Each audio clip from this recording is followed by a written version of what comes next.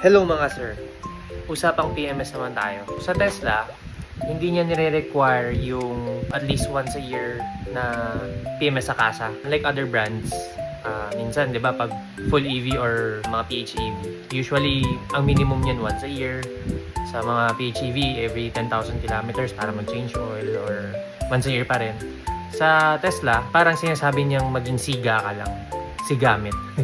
Parang kasi meron naman siyang built-in monitoring system. Ang pagkakaintindi ko is, kunyari, sa cabin filter, no? Yung cabin filter, minomonitor niya kung ilang oras mo na siya nagagamit. So, kunyari, hindi ko alam kung 300 hours or depende pa eh. Pagka lumabas na yung warning message, i-video din natin next time. Pero usually, pag may something wrong sa kotse, ino-notify ka niya through notification dun sa parang pinaka-monitor. Tapos, either palitan mo siya. Yung cabin filter kasi alam ko pwede mo siya i-DIY. Pero yung iba, usually, mag-schedule ka ng maintenance or service and maintenance and then dadalhin mo dun sa BYD center. Through the app din lahat. Ayun. So, yun lang. Thank you.